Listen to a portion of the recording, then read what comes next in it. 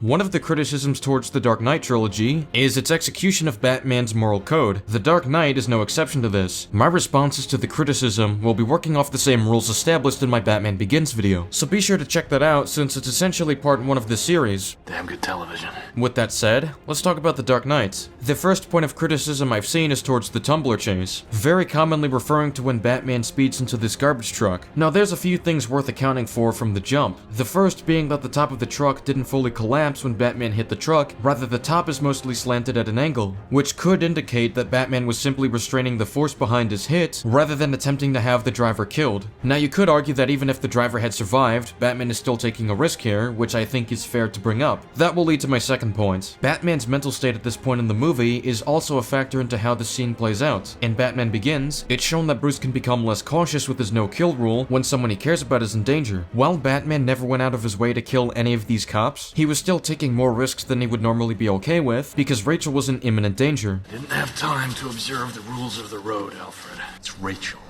Alfred. She was dying. Only this time in The Dark Knight, this truck driver was directly trying to kill Harvey Dent, and Bruce felt the need to make a split-second decision as soon as he arrived on the scene. You're the symbol of hope.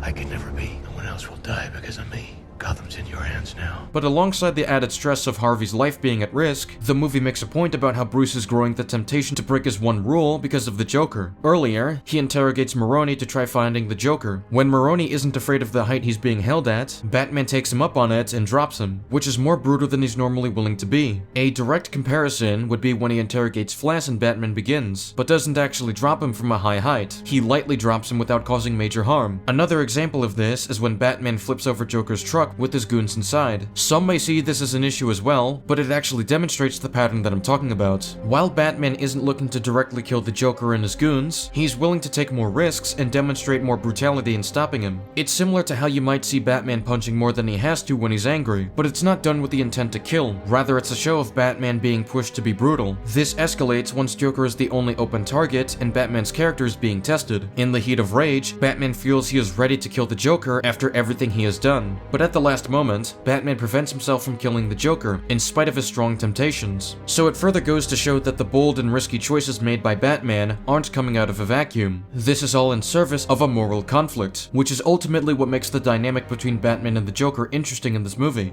Tonight you're gonna break your one rule. I'm considering it. The other major instance people point to is when Batman tackles Two-Face and indirectly kills him in the process. Some have said that this undermines the payoff of Batman choosing to spare the Joker, but if anything, it strengthens the effect that the Joker has on Batman. The Joker has put Batman in a situation that forces him to compromise his one rule. Batman never wanted to kill Harvey, rather he wanted to reason with him to willingly spare Jim's family. Because Harvey's finger was on the trigger, any mistake can get anyone killed, including Harvey himself.